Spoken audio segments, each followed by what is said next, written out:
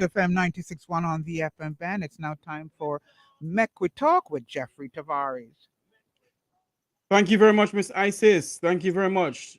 Welcome to the Mecca Talk program where we're listening and watching from around the world and the Eastern Caribbean. This is Mecca Talk right here on the Root 96.1 FM, the voice of the inner city, and the Mecca Talk Jeffrey Tavares YouTube channel. This morning we're going to speak about what's going on in Haiti.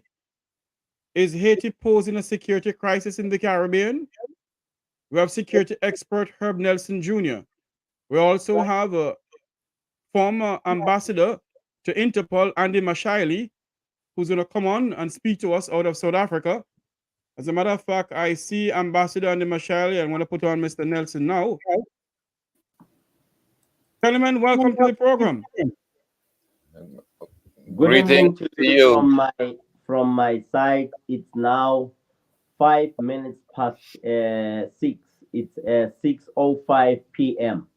And good morning to yourselves in the other part of the world. Yep. Good evening to you, my brother.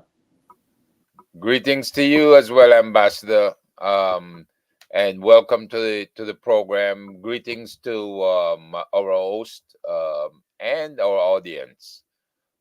Thank you very much for having us. Thank you very much for coming on, gentlemen.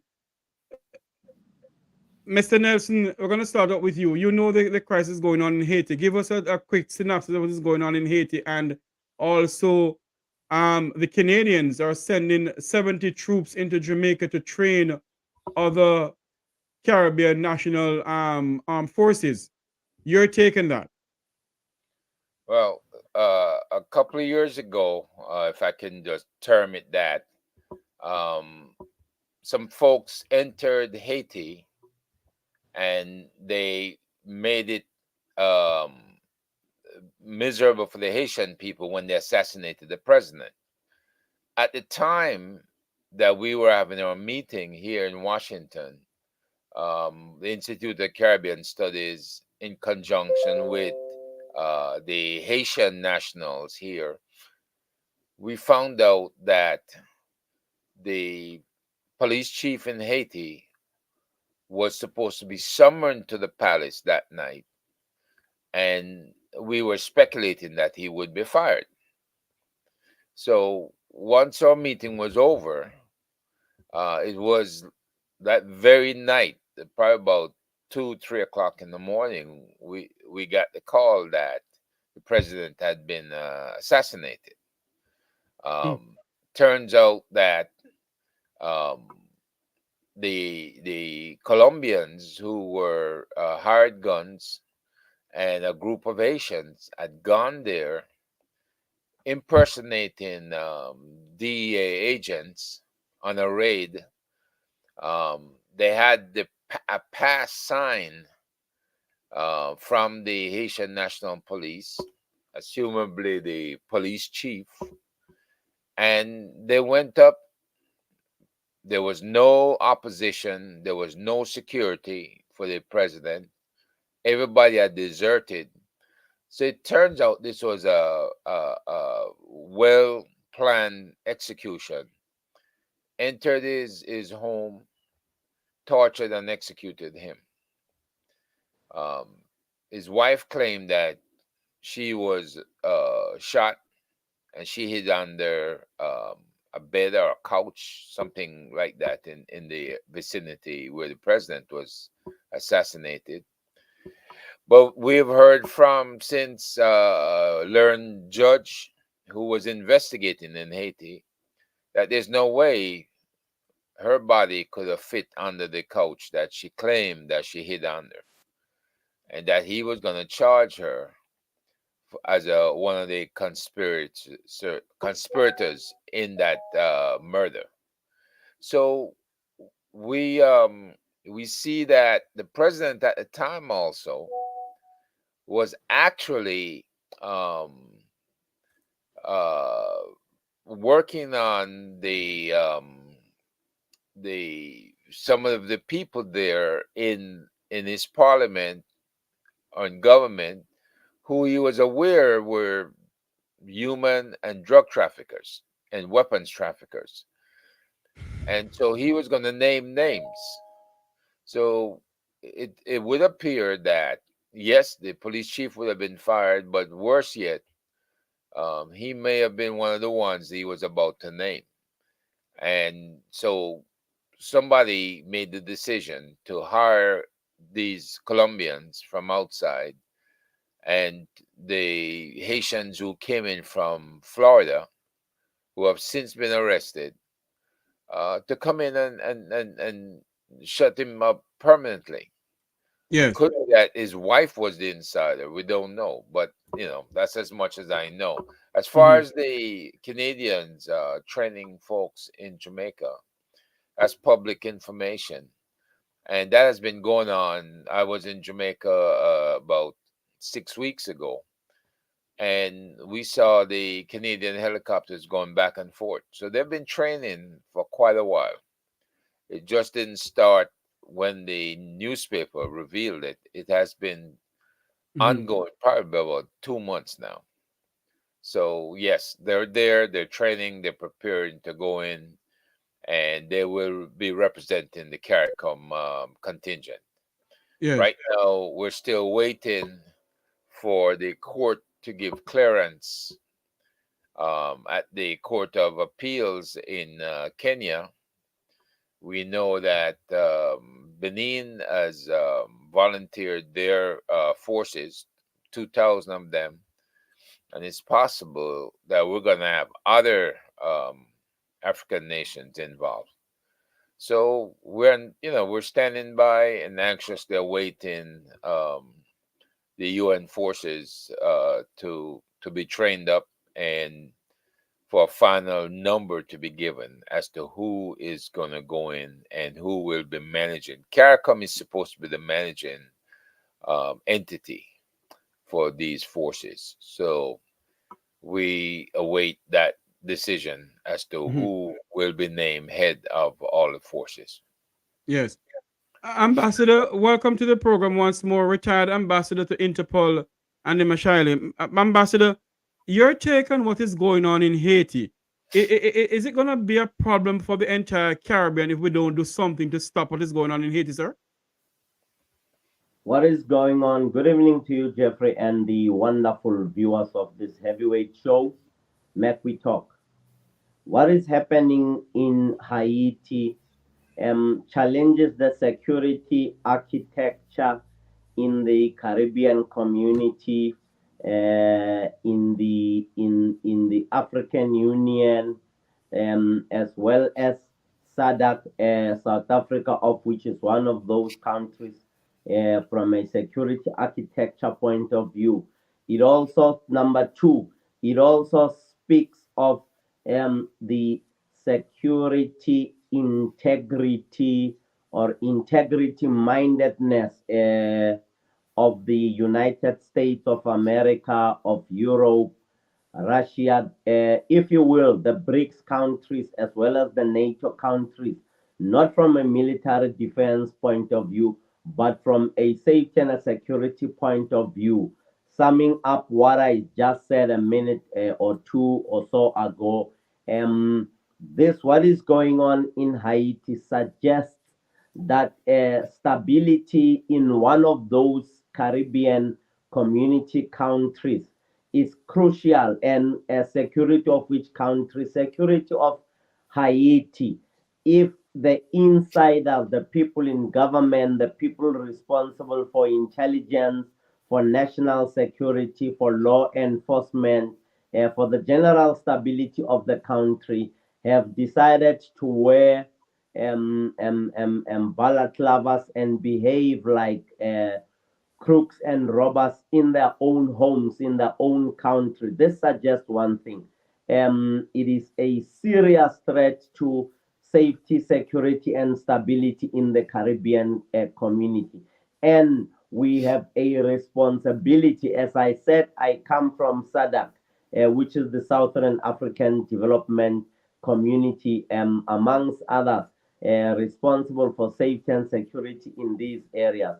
Myself, as a security strategist, in my analysis of the situation as it has been unfolding, would want the Caribbean community to take control of the deployments that would be coming through from Kenya and many other countries.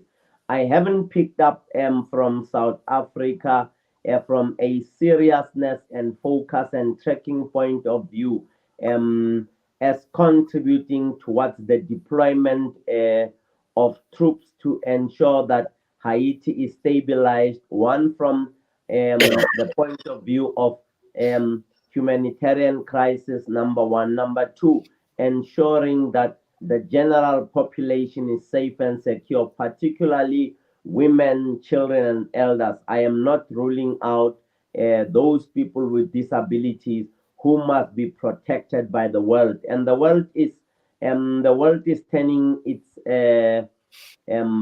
turning a blind eye to this situation. This situation has been long time coming, and those who are in the security research, those who are gathering intelligence so that they can advise the Caribbean community agencies, be them security agencies and law enforcement agencies, have not really been doing justice to ensure that the goodwill of the people of Haiti is taken into consideration.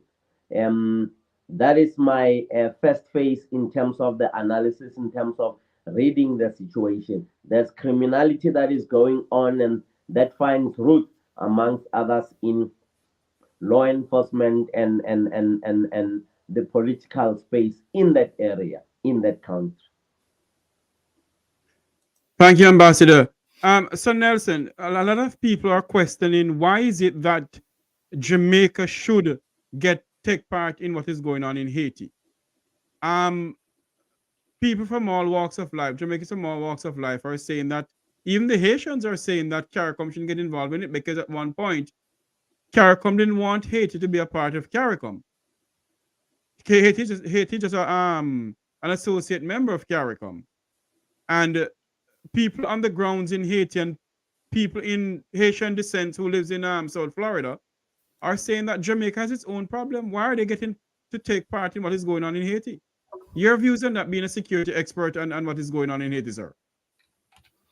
Well, I hate to disappoint them, but Haiti and the human weapons and drug trafficking has been given quite an impact to the entire Caribbean community because of the looseness and the corruption in Haiti. It is, I think, Andy was alluding to this. It impacts the Caribbean. So there's not many choices that the Caribbean countries have, especially Jamaica, um, because people who come out of Haiti and they were doing the guns for drugs or guns for food or guns for whatever, um, the closest place that they could ply the trade was in Jamaica. And the Jamaican gangs were all too welcoming of that situation. You saw that the two key people, the former prime minister and the head of security in Haiti, around the time that the president was assassinated, they ended up in Jamaica. And you ask yourself, when did the relationship with Haiti become so close that somebody in Jamaica could entertain the idea of hiding these people? Well, I mean, it's a well-founded drug trafficking, people, human trafficking, and weapons trafficking um, arena between Jamaica and Haiti. For instance, you saw explosives appear in Jamaica, Molotov cocktails. You saw weapons appear in Jamaica. You saw a boat carrying weapons appear in Jamaica. And then actually was allowed to go through Jamaica and head to Haiti when one of the members who was just recently declaring himself as the next president, right? He took charge of that boat and he brought it back to Haiti, right? And I'm talking about Guy Philippe. And people have got to understand that that type of facilitation means that you have corruption on both sides. And Guy Philippe seems to have been released from prison a little early, just in time to participate in deciding who is the future leader for Haiti. So Guy Philippe was a figure that helped with the overthrow of Jean Bertrand Aristide in the past. And he did the bidding for certain agencies of the US government. So being released from prison just in time to participate in this round robin for Haiti's future leaves a lot of suspicions to a lot of people. But Guy Philippe is not the answer to Haiti's problem. And I doubt if Haitians would vote for him in the way that he's professing that they love him and that they want him to lead the country. You've got lots of Haitians in the diaspora that have full capability of running Haiti. They run various organizations or businesses here in the U.S. They're well instructed university and in their experiences that they could lead a country like Haiti, and they could, in fact, improve Haiti's stature in the Caribbean and in the world. Haiti is a member of CARICOM. And again, CARICOM is there to ensure that Haiti enjoys a prosperous future and that the rest of the Caribbean does not suffer as a result of a recalcitrant set of gangsters in Haiti who are doing their very best to tear down Haiti's good name and to become a pariah state in the Caribbean.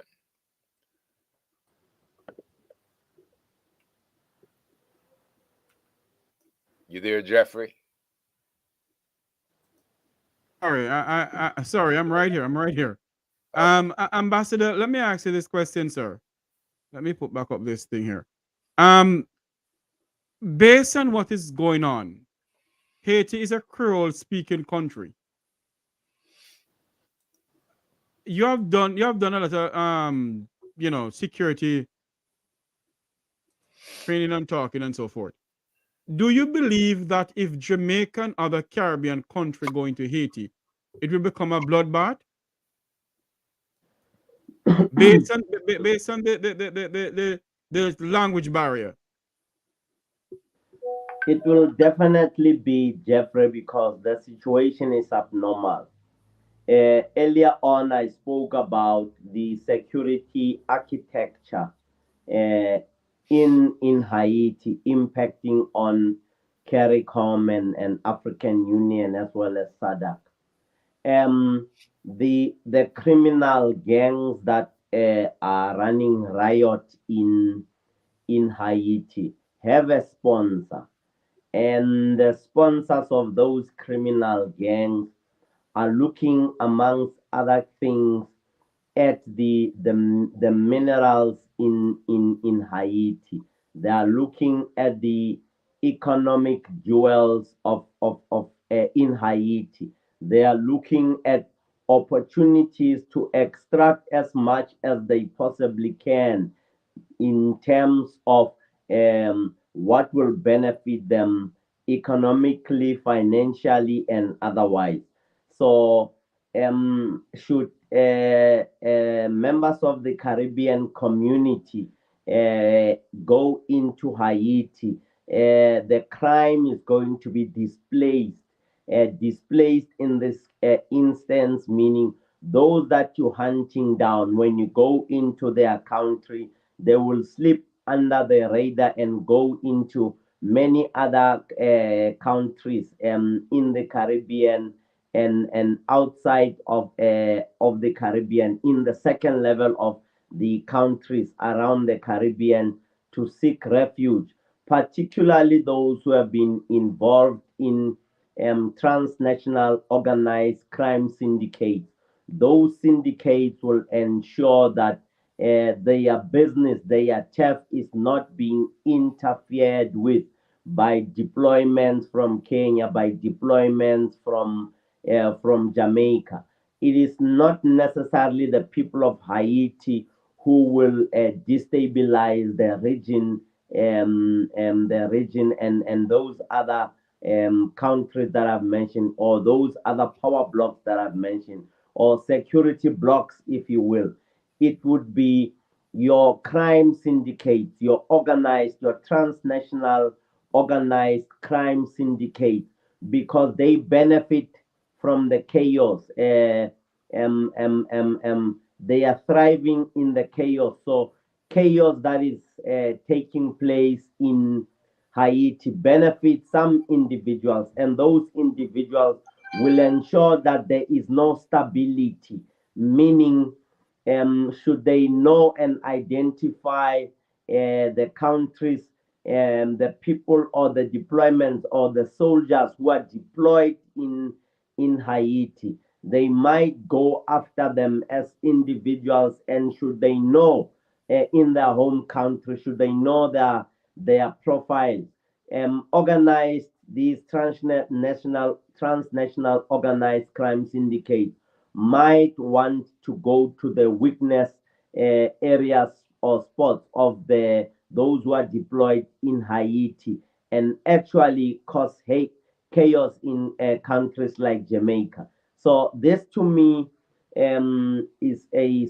situation that not only irritates me but really worries me from a proper organization point of view, securing the borders of Haiti against the organized criminals. Remember, the transnational organized criminals in Haiti would have an operational base in the CARICOM, and they would have an operational base, amongst others, in Jamaica and all other areas around the region. So they would send in assistance to extract those who are making money for them, so that should their interest be jeopardized, they should not be exposed by those that they have been dealing with. So this is a very serious problem. It poses not only as a national security threat, but a regional security threat. Thank you, former Interpol Ambassador Andy Mashaile. Sir Herb, when you look on the whole situation, Canada is helping training troops. You have troops from Bahamas, and I think uh, Belize. I think Belize have troops going there Belize, too. Belize, Bahamas, Jamaica. That's the Yes, three. Yeah. that's the three of them out of CARICOM. Is it that there is nobody else in CARICOM can assist? No, let I rephrase this. Is it that the great United States and Canada, England, and even France, why they don't send in their troops? Well, let me put it this way, Jeffrey. The U.S. incursion in Haiti over the decades has left Haiti worse off than it was before. Okay. Haiti lost today's money equivalent of 21 to 30 billion dollars to the French and to Citibank in New York. It was Haiti's money that started Citibank in New York, right? Because the U.S. Marines came in around 1915 and they stayed for quite a while occupying Haiti. right? When they left Haiti, Haiti was left in the hands of Papa Doc, the Tonton Macoutes, because he was doing the US's bidding. There is no way that a country that was proud, that had a history of being the first black um, republic to establish itself and to throw its invaders out, right? We see that happening today across Africa with a lot of the French colonies in Africa. They're throwing the French out. So let's just, put those cards on the table and ensure that Haiti is recognized for that. But for the same reason it's being recognized, it's for the same reason it was targeted, and that their monies was taken, and they Hold on a did minute, not. Mr. Herb. Sir Herb, hold on a minute for me, please. We're going to take a quick commercial break on Roots 96.1 FM. We'll be right back on Roots FM, but on the Make We Talk program on YouTube, we will not take a break. Miss Isis, over to you. Take a quick break. We'll be right back. Sir Herb, go ahead. Yeah, it's for the same reasons that Haiti is suffering today, because the white establishment, the majority in the Western Hemisphere and in the UN, is making very sure that Haiti's progress was stunted, and that Haiti was put under wrap, so to speak, under control, under their control. But because of the failures of those incursions, it's now thrown out to CARICOM that if you want to save your hemisphere, if you want to save your, and CARICOM is a trade group. Let's get that straight. They're not like the central states in Asia or in Latin America or anywhere else that can in fact deploy troops on a moment's notice in a rapid fashion to do control over incursions. So people have to realize that as a trade group, CARICOM now has to become um, its own policeman, so to speak. The U.S. had been policing the world. Now CARICOM is expected to police its backyard. Of course, the U.S. is throwing $300 million in the mix for a start, which is good. And the AU, which declared the Caribbean as and all black people outside of Africa as Region 6 of the AU, of course, they're participating. But the bottom line is it's on CARICOM to come up with the answers. And so far, Guyana and Barbados, ably assisted by Jamaica, who has over 3 million people, um, they had to do something. Trinidad, by the way, has the security charge in CARICOM, but Trinidad does not have a population that allows it to deploy um, thousands of troops to control a situation like Haiti. Jamaica, on the other hand, has something like about 12,000 or more police and over 4 or 5,000 troops. So Jamaica can afford to spare 1,000 to 2,000 if they have to, and deploy them as a But, CARICOM force, combined but, force. but Mr. Nelson and Ambassador and Mr. Nelson, people are saying that Jamaica has its own crime problem. Jamaica can't stem its own crime problem. Why are they hell bent and assisting and sending troops into Haiti when their problem at home stinks to the highest heaven? Let me just, before Andy speak, Jamaica's crime problem is domestic. It's murders in homes. It's murders amongst family members. It's murders amongst scammers who rip each other off for the funds or the proceeds from scamming, right? All the other areas, whether it's burglaries, whether it's robberies, those areas have diminished in crime.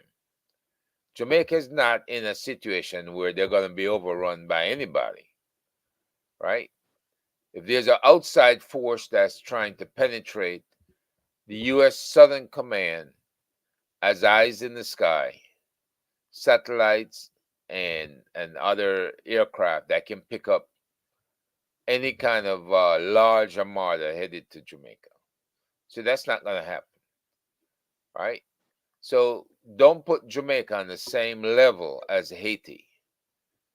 Jamaica has managed to control its gangs and reduce the numbers of gang members. So what we're looking at is a country of Haiti that's completely lost control because there's no leadership. The leadership was decapitated, right? And so when you have no leadership, even though the leadership may be corrupt or bad in Jamaica, there's no leadership period in Haiti. So let's not put them on the same level. Andy. Jeffrey and my brother Sir Nelson. Jamaica would be sending deployments over there to ensure that the national security of Jamaica is not threatened by the fly-by-night gangs who can want to lay their hands on Stinger missiles and shoot into Jamaica, so that there can be a regional chaos, so that there can be instability in the region. And also, Jamaica would be sending deploying troops into Haiti to ensure that its economic interests in terms of trading in the region are not threatened by the gangs that are running riot in Haiti. So you have your own interest as a reason why you'd be sending or deploying troops in Haiti. You want to, it's for reasons of self preservation.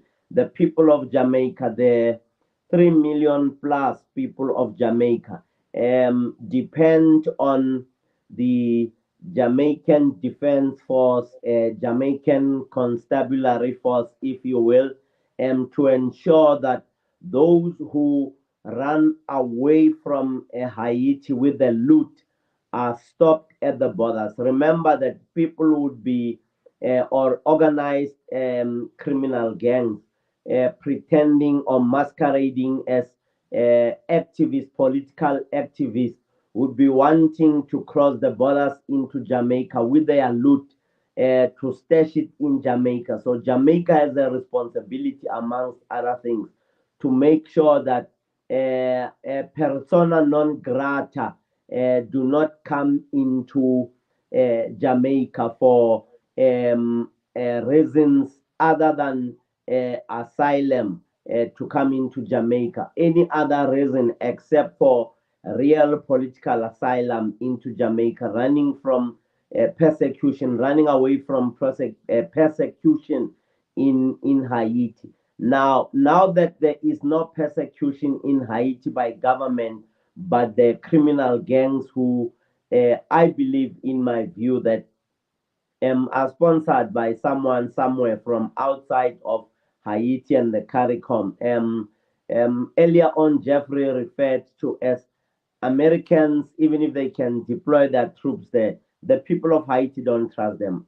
Should France send deployments there, the people of Haiti do not have trust in the gendarmerie or the French security forces or law enforcement agencies in those countries and many other countries who have been stealing mineral resources of Haiti and using them to conduct businesses, to enrich their country, and to enrich the persons and individuals involved in sponsoring some of those people who allegedly jumped the defense of Haiti to go and kill the president with the assistance of people, even those in his own home. So it is a question of trust. It's a question of integrity.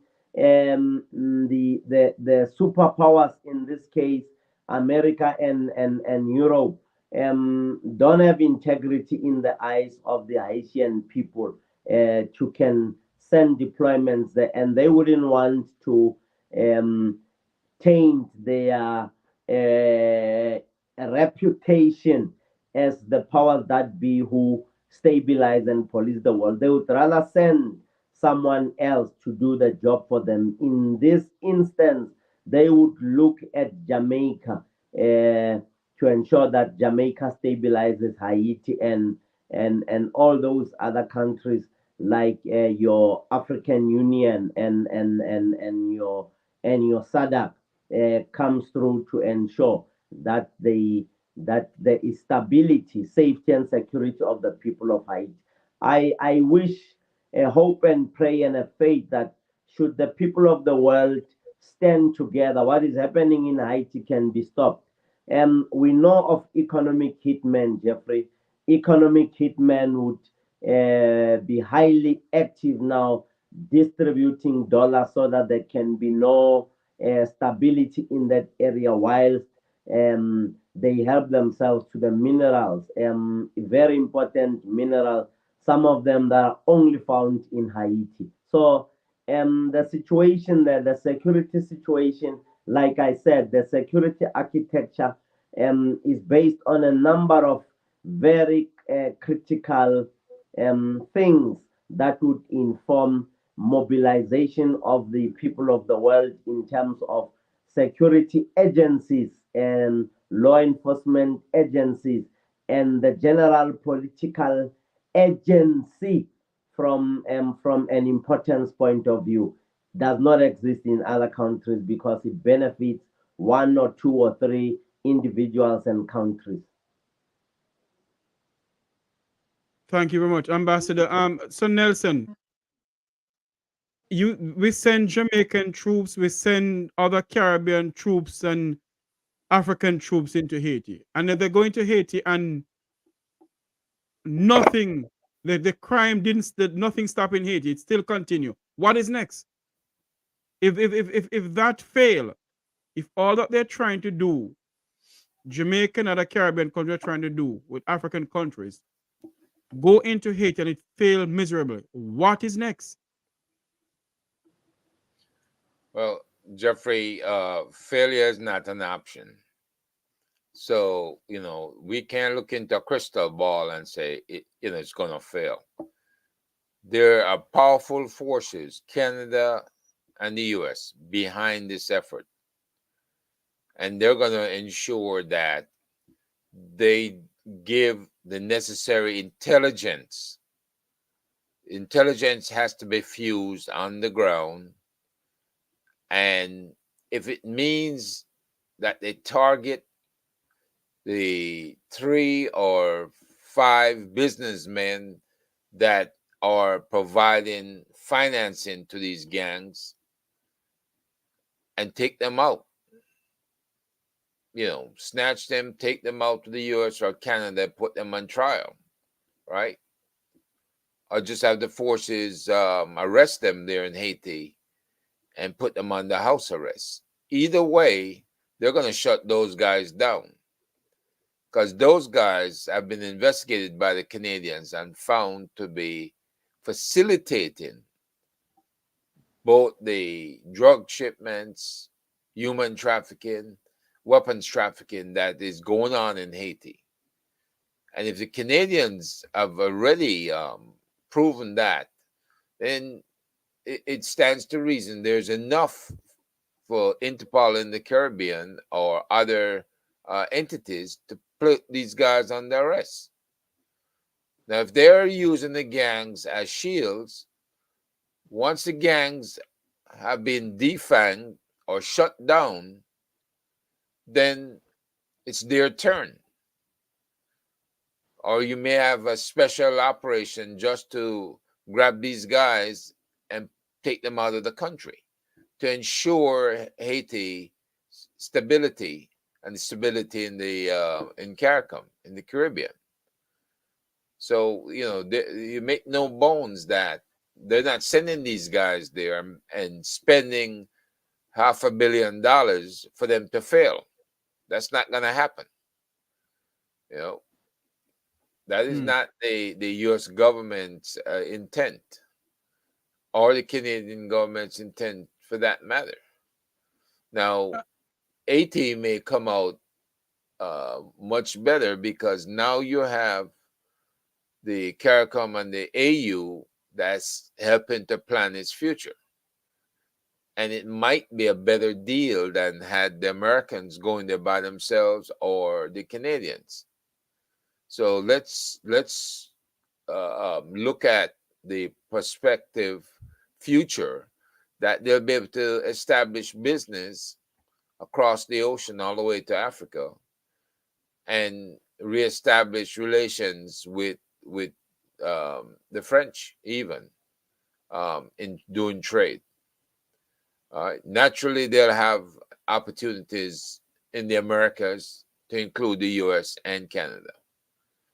So we are keeping our fingers crossed and our prayers active with the hope that they will be able to quickly allow trade and open up trade routes and open up the routes from the wharves, the docks, to and keep in mind we're only dealing with Port-au-Prince in the south west of Haiti. We're not dealing with the entire Haiti. So we keep saying Haiti as if the entire country has been impacted. No, the capital has been impacted. And in the capital, they have to restore order so you can have local elections as well as the national elections organized.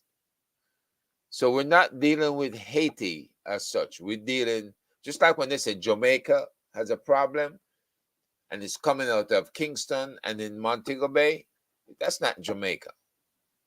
These are areas in Jamaica that impacts the ability of the government to act. And that's what's happening in Haiti.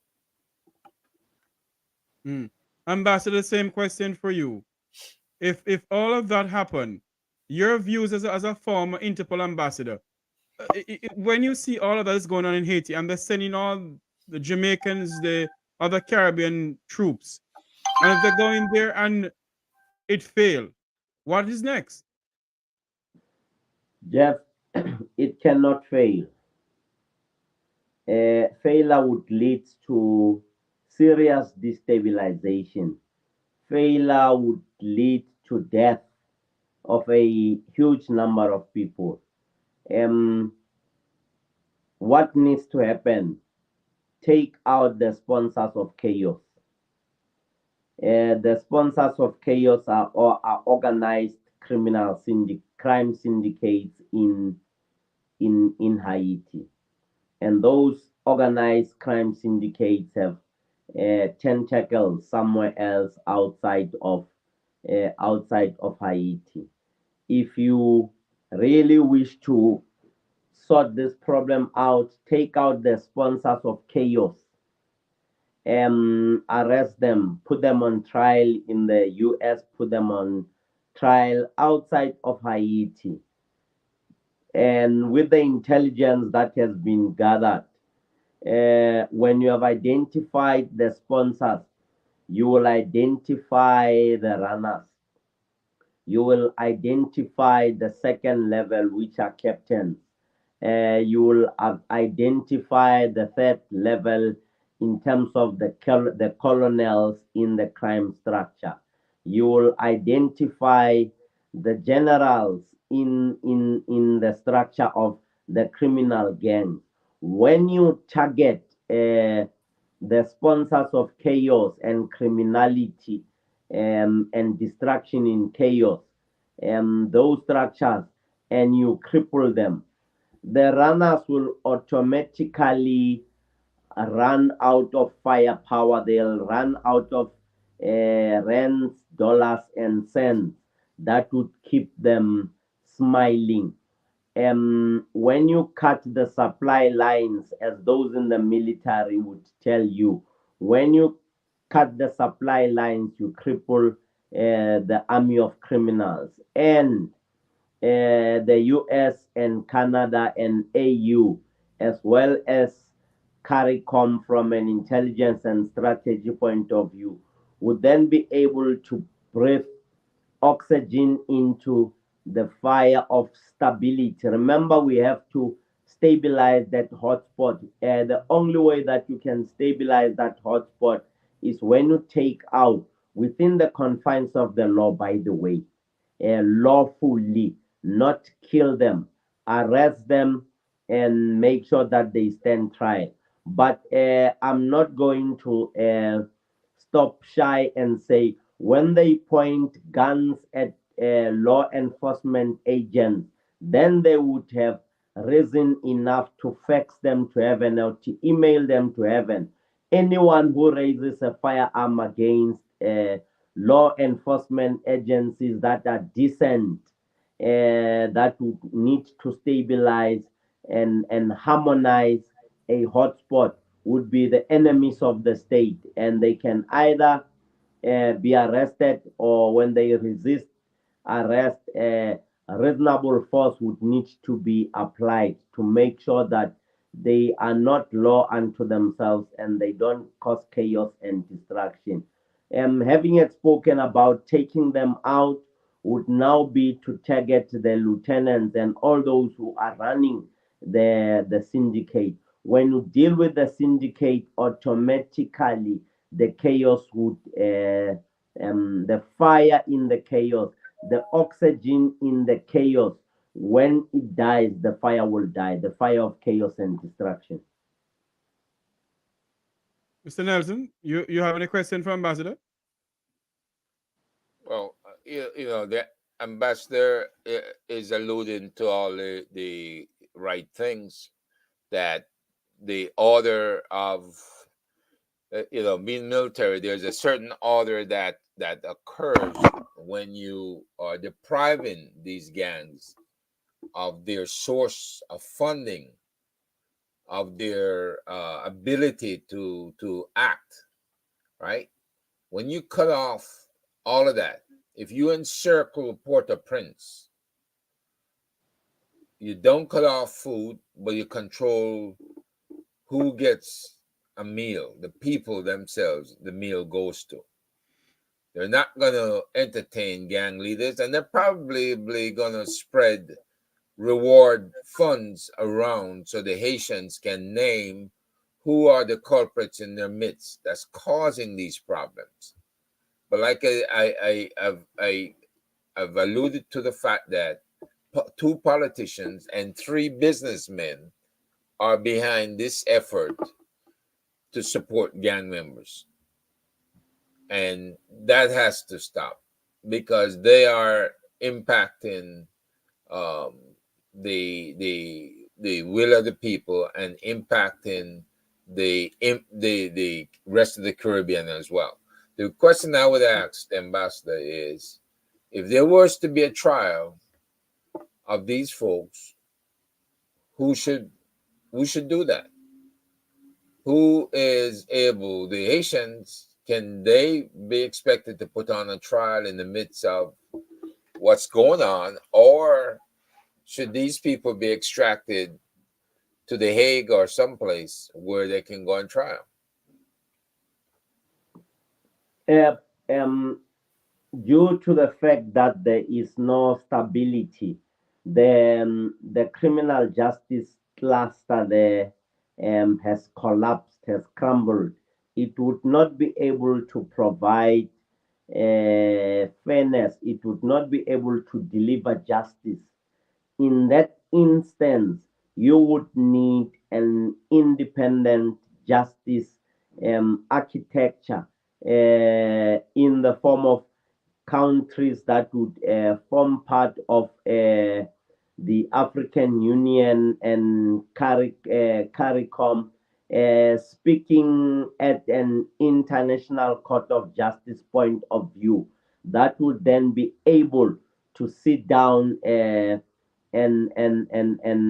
prosecute and convict and incarcerate those who have been committing these sins, these criminal acts in the area. So, long story short, you would need something like an international court of justice to deal, because it is my view that, like I said, the criminal justice cluster in Haiti has collapsed.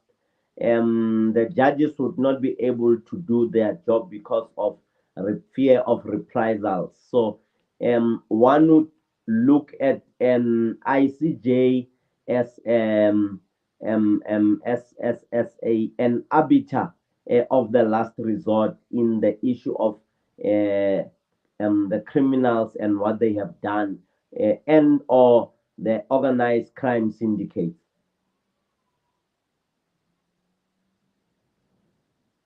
What I want to ask though, if it leaves up to CARICOM and other countries to formulate someone to put in place until election is called. Why is it the Haitian people have a saying that, Mr. Nelson? Do they have a saying that? Unmute your mic, Sir Nelson. Sorry about that. You have a council recently formed, right? And that council should have 9 various representatives. At first, it was only supposed to be 3 or 5, but they have 9. And with that council, that's giving direction and assisting another CARICOM council that's there, that then make recommendations to the US and Canada, right? It is a form of a substitute government right now that is going to allow that 300 million to be spent effectively. Hopefully, the Haitians won't waste the time of the security forces and waste the money by having it all spent on security. Hopefully, if they cooperate and they get their local and national elections done quickly, then that money could effectively go towards education, health, and other important means of survival within the country. But if these gentlemen who present themselves as gang leaders and want to be presidents continue to do what they're doing and continue to be funded, then we're going to see a lot of money being spent over nonsense, because they're not going to win. Regardless of what they're doing, they will not win. But they have sent a threat to CARICOM and in particular Jamaica. You can send a threat anywhere you want. But guess what? If they get targeted because of the big mouths, it's on them. You know, you suppress the threats and you move ahead, because you have 11 to 12 million people depending on these forces so that they can eat, so that they can get medical attention, so that they can have a government that works finally after decades. So CARICOM there to do a job. The 9-member council is there to do a job.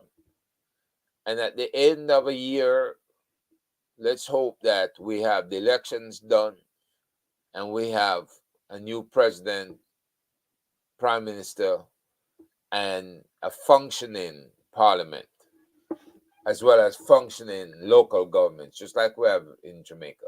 Just Jamaica is planning their local government election. And all the brouhaha that we're going to have violence didn't happen.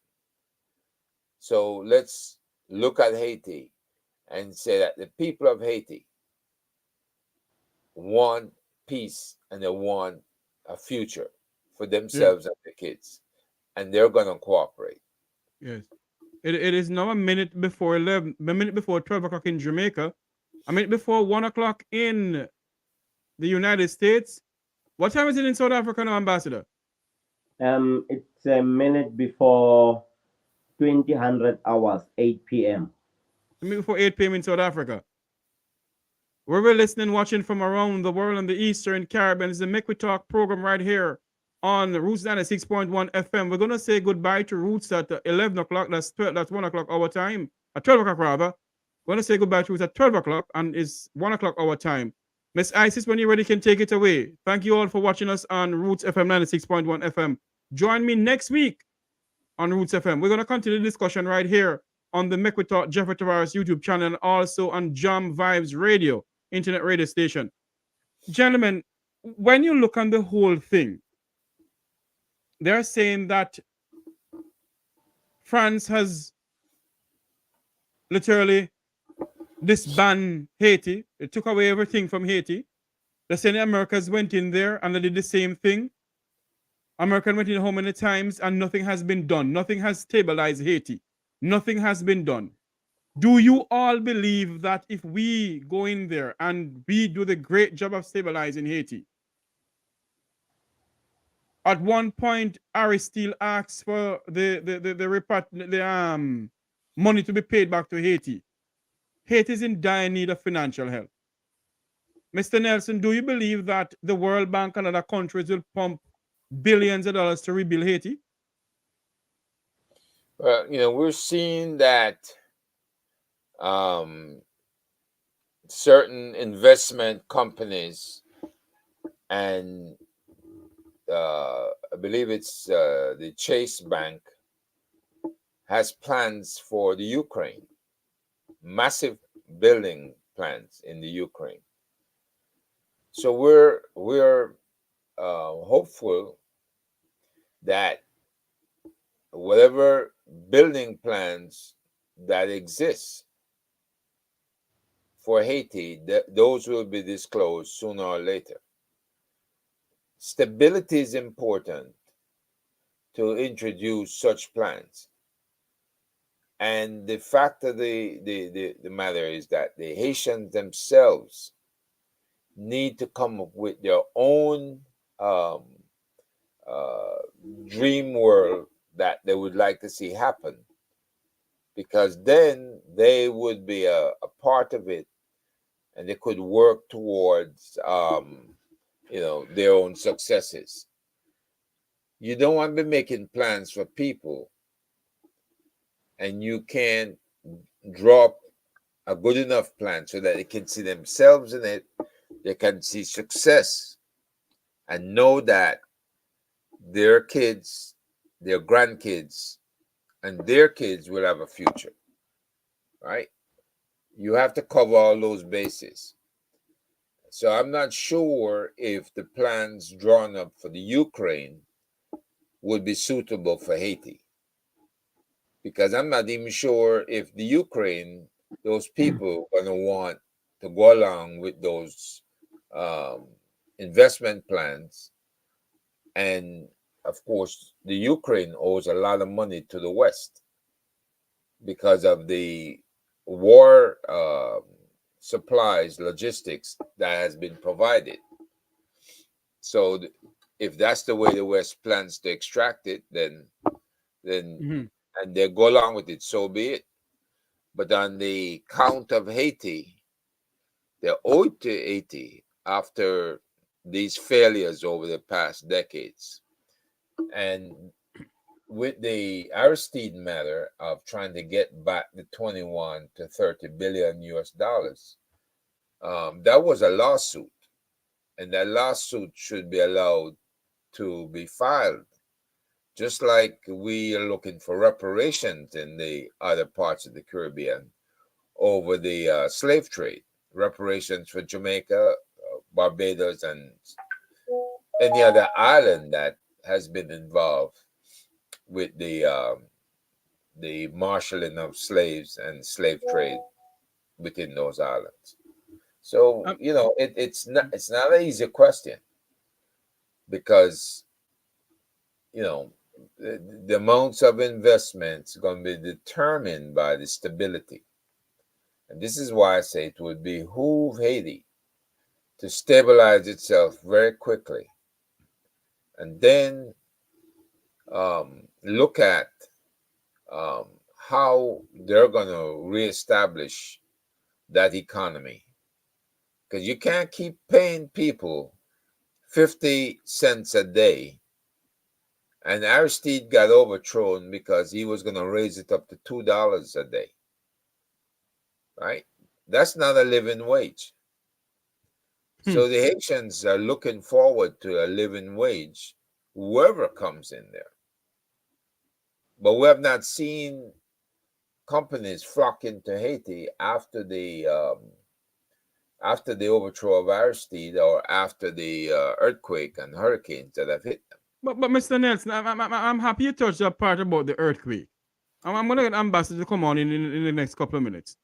But when you look on the whole issue of the earthquake in Haiti, billions of dollars was pumped into Haiti to help rebuild Haiti. And when you look around Haiti and videos coming out of Haiti, the buildings are still there. Nothing has been done. Well, you said billions of dollars was pumped into Haiti, and that's a misnomer. Right? A lot of that money never made it to Haiti. There was a lot of promises made, and very few kept. Now, was there accountability and transparency? No.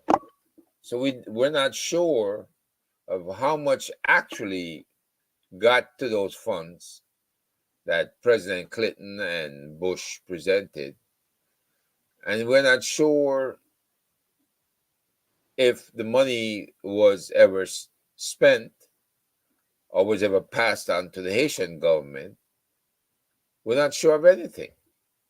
So, in that sense, we may need something like the Magnitsky Act,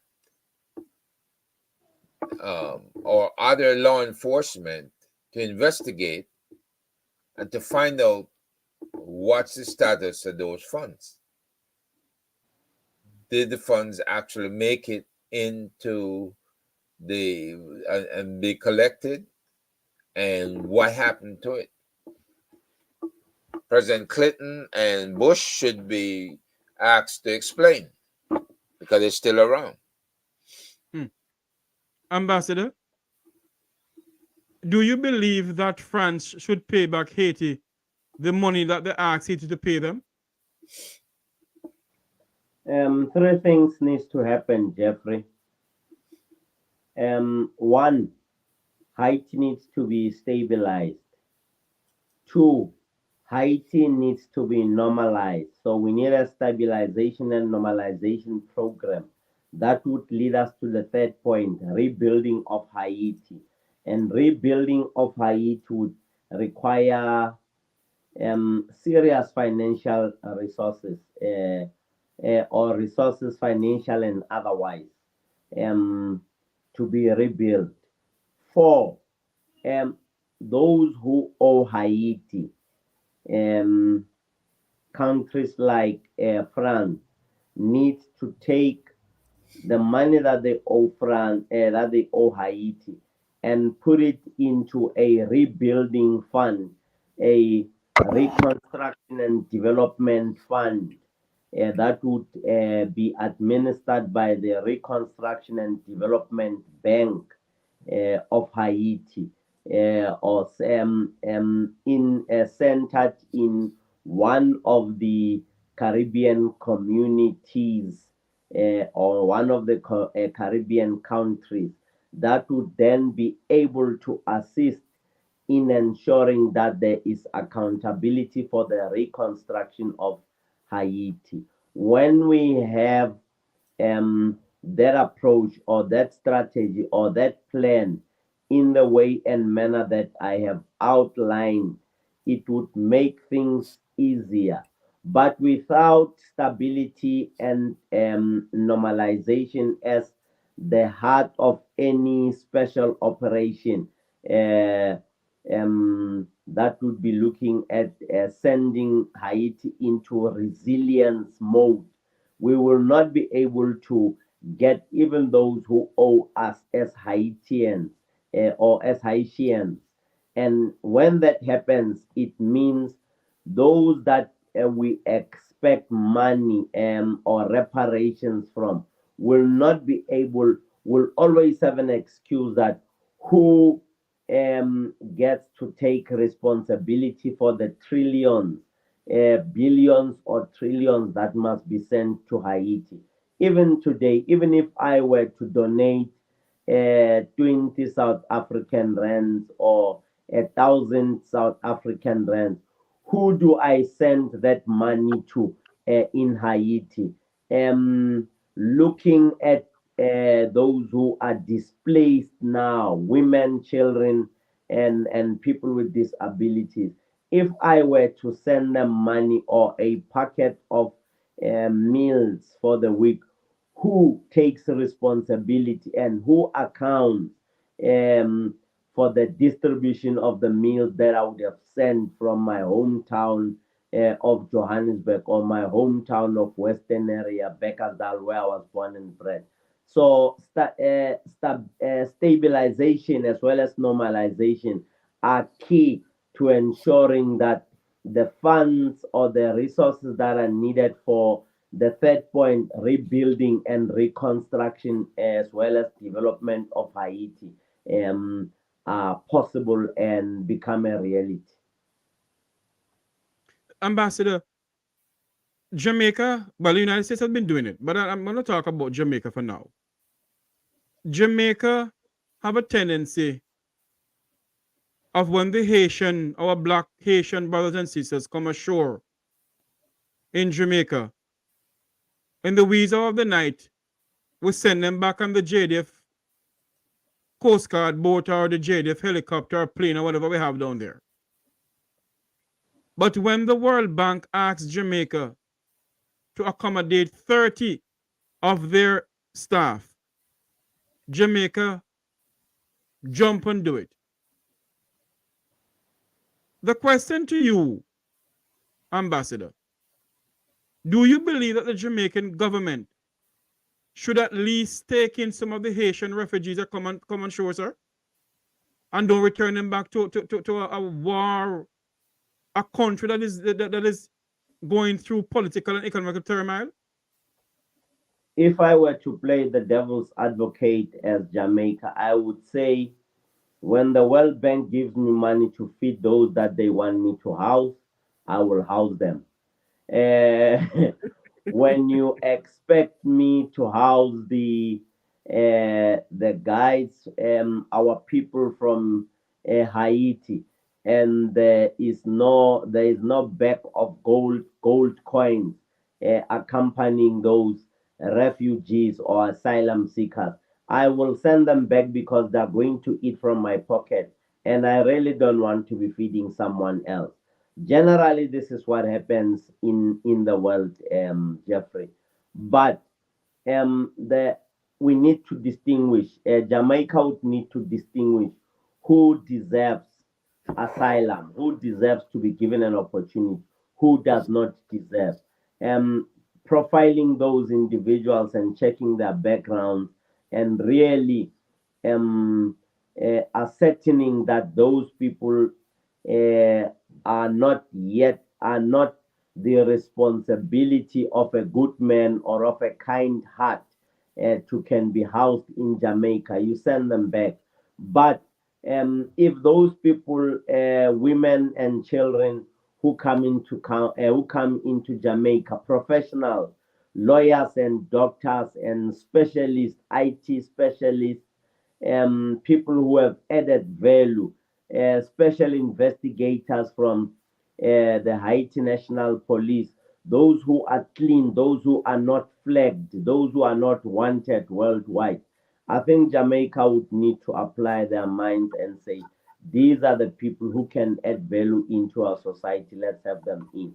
I'm not sure of the quality, nature, stature, and integrity of the people who come under the cover of the night into Jamaica. I'm not sure why would Jamaica would send them away, whether it happens before profiling or after profiling them. But long story short, those who deserve um, to be housed in Jamaica would then undergo rigorous profiling, and if they add value, they are skilled people. Jamaica can make use of them coming into Jamaica and adding value to the economy, to the skill set base of Jamaica. So Herb, same question for you, sir. Now, I'm All going to right. ask the question also. Go ahead, sir. So go ahead. No, Go I was ahead. going to say, repeat the question again, and with whatever you add into it. Yes, the question that I'm asking, Jamaica jumped to help, so they're going to help Haiti. But yet, we cannot give our black brothers and sisters and their children out of Haiti asylum in Jamaica. We send them back in the wave of the night, either on the JDF helicopter or the JDF Coast Guard boat. We don't know if they're going back to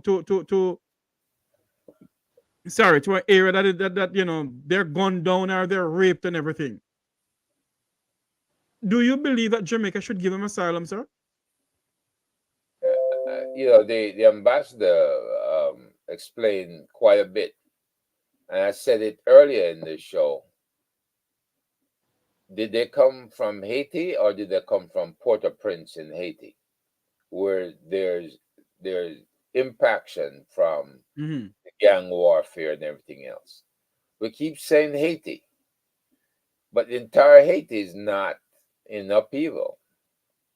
The city of Port-au-Prince is, the capital is, right? And it can impact the rest of the country because there's no management of the country happening within Port-au-Prince. But I hate to think that if Jamaica was impacted in Kingston, that the management in Mandeville, in Clarendon, in St. Anne, in all the other parishes would just fall apart, right? They have their own management system, I'm certain, and they can give direction to their people. So if we were returning folks, you would want to return them to an area where they can be assisted within Haiti. But if Jamaica is not equipped to give folks jobs, to do medicals, to extend a host of social services, which Jamaica cannot sustain itself with its own people, right? Because of the corruption that's happening there. And you're well aware of that. We talk about that on a weekly basis. Jamaica Then cannot, if they can you ill know, afford, go ahead. they can ill afford, Jeffrey, and you know it, to take on Haitians who are not in immediate danger and not suffering. Because I'm sure they examine them medically, they interview them individually to ascertain what danger lies for them in Haiti, right? So let's make sure that we're pushing the right buttons here to get Okay. people to respond to the plight of Haitians who are affected within the Port-au-Prince region. Mm-hmm. Do you believe, Ambassador and Mr. Nelson, do you believe that the Prime Minister of Jamaica should address the Jamaican people when it comes on to the whole deployment of Jamaican troops into Haiti? Let me throw in a spanner in the work, Jeffrey, and respectfully ask to be excused. I'm up for the next engagement. Oh, Um, yes, you did say to me. That's true. Yes. yeah. Um, Jeffrey, from an intelligence point of view, you don't need to call the whole household when you send your kids to go and solve a problem in the next house or in the next street. From an intelligence point of view, it would be an honor if the Prime Minister would inform the people of Jamaica to say this is what um, we as Jamaicans think must happen. Jamaicans will either support you as the Prime Minister or turn you down. But that does not suggest whether they support or turn you down. That does not suggest that you cannot go into Haiti and stabilize Haiti. For political reasons, there might be those who will say yay or nay for political reasons and political party benefits. But from a security point of view, national security point of view, you would need to do that. Um, it is one of those questions that you whether you answer yay or nay, you still have the responsibility as the head of the household, as the head of the country, to apply your mind and ensure that the house that's burning next door, or the neighbor's house that is burning down, you contribute towards um, dousing the fire, and ensure that the household stands or your neighbor's house stands, and you do repairs at or rebuild at a later stage. So the Prime Minister can um, inform the people of Jamaica. The Prime Minister, I would advise the Prime Minister if he asked me what should I do in this instance.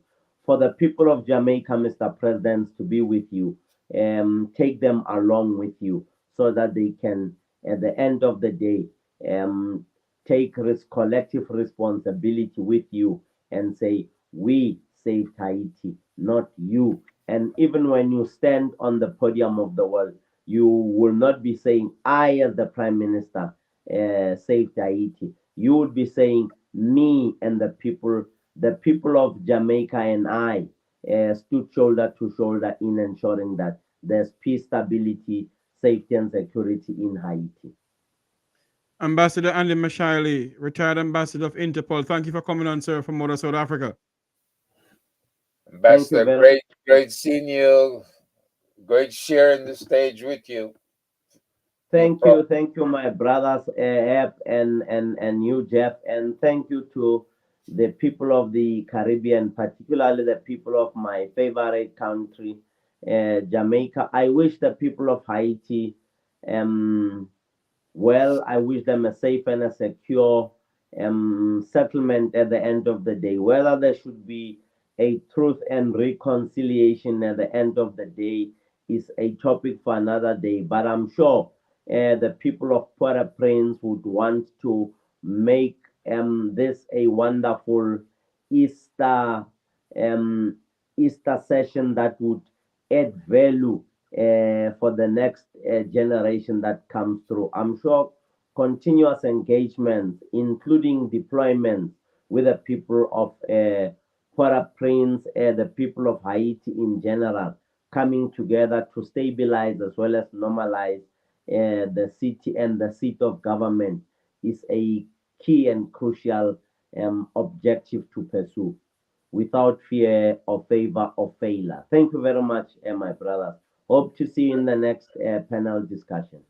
Indeed. Okay. That's All right. Ambassador Andy Mashaile out of South Africa, retired Interpol ambassador, His Excellency Andy Mashaile. Thank you for coming on, sir. All right. Thank you. Great, We're going Andy. to stick in a couple more minutes with Sir Herb Nelson Jr.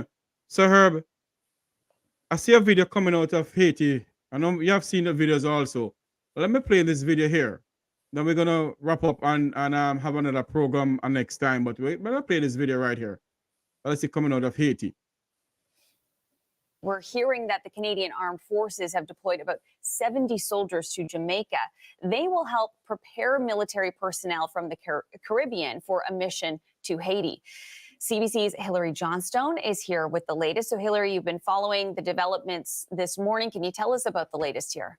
Hi there, Jacqueline. Yes, we are getting word from Canada's National Defence Ministry, or department, I should say, that yesterday some 70 members of the Canadian Armed Forces deployed to Jamaica, and they are going to be going there to train some 330 military personnel from a couple of different countries. So from Jamaica, from Belize, and then also from the Bahamas. They're going to be training them in peacekeeping, but then also in combat first aid practices as well. All of this is part of more than $80 million that was announced back a number of months ago. This was in January from Canada's Foreign Affairs Minister Melanie Joly. That money, the intention here was to support that Kenyan-led but UN-backed, UN-authorized multinational security support mission to Haiti to try and restore order. Because, of course, in recent weeks and recent months, the security situation there has really been deteriorating and things have only been getting worse. Now, originally, that Kenyan-led multinational security support mission was supposed to deploy sometime in early 2024. Here we are, of course, staring down the month of April. Now, some context here, some backstory on this. This has been undergoing intense scrutiny back in Kenya, both intense public and legal scrutiny as well. There have been a number of legal challenges launched against this. We've heard from the opposition leader in Kenya saying, what will the president do if some of those Kenyan-led security forces return to that country in body bags? So concern here that this could be a very, very dangerous mission for some of those Kenyan security officials. So yes, members of the Canadian Armed Forces have now deployed to Jamaica to try and help with training. But in terms of what happens next here with that Kenyan-led, UN-backed mission, still a lot of questions here about the timeline and what that might look like. So, Nelson, a lot of Jamaicans, both home and abroad, is asking the same question. If Jamaicans' sons and daughters go to Haiti and come back into a body bag, what? I know I asked you that question privately earlier on, or last night. I think I asked you that question privately. Your views on that? You know, the key thing here is that when I signed up for the military, I signed that I understood what I was getting into, and that there's a possibility that I would have to endure combat conditions. So I don't think it's news to the people that are going, that they've been selected to go. It's happened before with Haiti, and people survive. So I don't see why it's a problem now.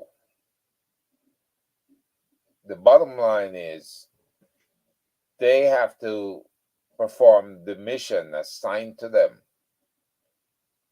And the people of Jamaica can deal with the results by either praising or penalizing the government that sent them there.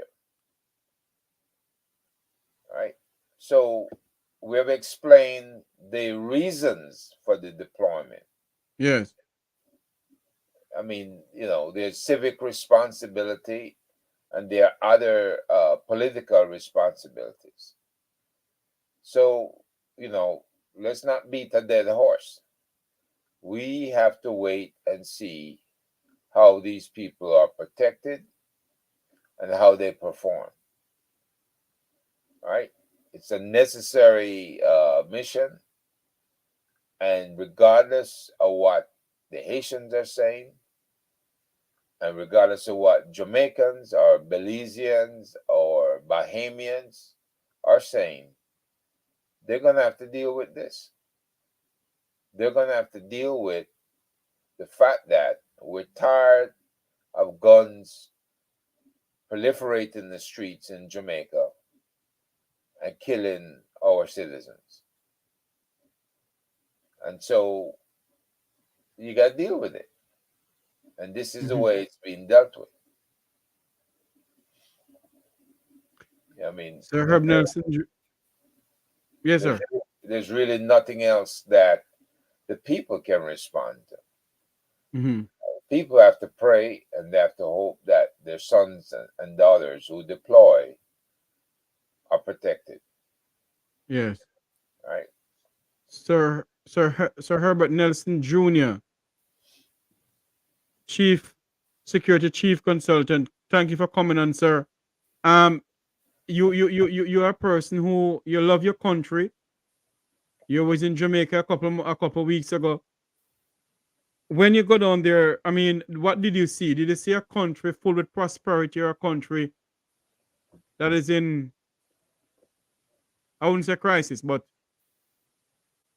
in a little bit of, We in Jamaica, people have everyday crisis with food security, yes. with deciding what type of meals they can have, they can afford. Doesn't mean that they have the best meals, but they have the ability to eat. Jamaicans are learning again how to grow their own food, right? Going to the fast food joints, Burger King, the Kentucky is not is a delicacy for most Jamaicans, right? They cannot afford to go to these places on a daily basis like we do here in the US. Mm-hmm.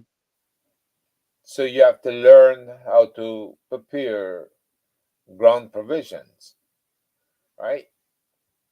And even the ground provisions, the cocoa, the yam, bananas, that stuff, right?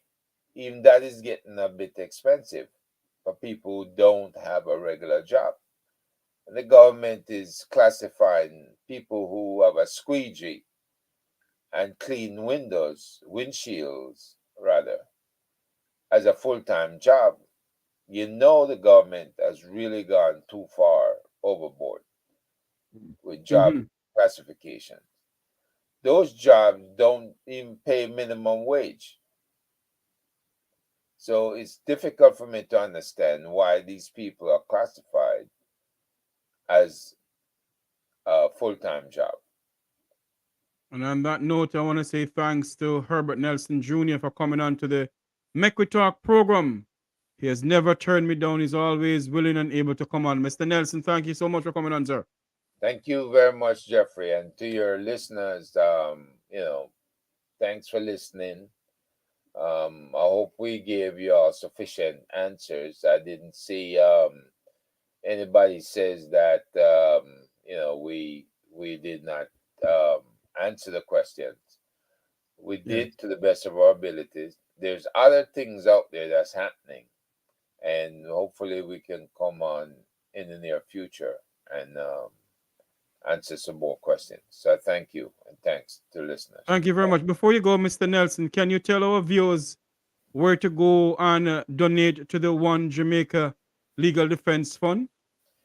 Yes, the One Jamaica Legal Defense Foundation, Jeffrey. Foundation, sorry. Yes. OJLDF.org, right? That is the website. And if you go to that website, it will give you the options of donation. I know that the email address is what we had used for the Zelle, and it was having some problems. But other than that, the website should be able to tell you where to go and to make your donations at this time. Um, Hopefully, the Zelle will be back online soon, and I know that Mr. Rattigan was working on that. So we'll see, and we'll see where that's going. Look, the bank account is at Citibank, and it's easy to do wire transfers, even though it might cost a bit. But if you're gonna do a substantial amount, I know some of you are very wealthy. You're in the audience, and you can afford 100,000. So if you can afford 100,000, then wire transfers are no problem. But look, I love you guys too, so make sure you support us. We're in the middle of doing a lot of investigations, and we may even have to help support some folks in Haiti with investigations one of these days. Not this year, but maybe next year. Yes. Well, let's keep it going, guys. And I appreciate those of you who have made your recent and past contributions. So thank you very much. So Nelson, we have a program coming up, I think, on Thursday. The diaspora thing that we have coming up on Thursday. We're gonna have a forum on that. Well, it depends because Tuesday and Thursdays I got. Oh yes. Those Yes. days. It just depends. Today was a little bit more convenient, and hopefully Thursday, if I have that opportunity, I'll definitely do that. So All right, Sir Nelson. So thank you so much for coming on. All right, not a problem. Blessings to everybody. Yes, sir. On the behalf of our guest, Herb Nelson Jr., former Interpol ambassador, and Mashaile, the producers of this program, the viewers of this program, the subscribers of this program, I am Jeffrey Tavares saying thank you all very much for coming on. Remember to like, share, and subscribe to the Make We Talk Jeffrey Tavares YouTube channel. Until you hear my voice again, may God bless you. And may God bless Jamaica land we love. Have a great day, everyone. See you in a couple of minutes.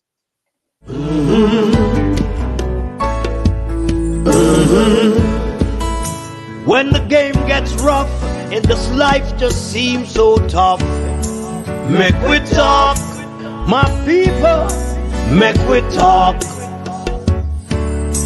When this town becomes an ugly place, don't let it erase the smile from your face. Make we talk, people, make we talk. Conversation is the key, a guiding light for you and me. Spark a talk and you will see. Conflict solver A to Z. World leaders master the art of self-defense just by talk. So people, make we talk. Hey, we're living in a world that on ourselves we must depend. Make we talk.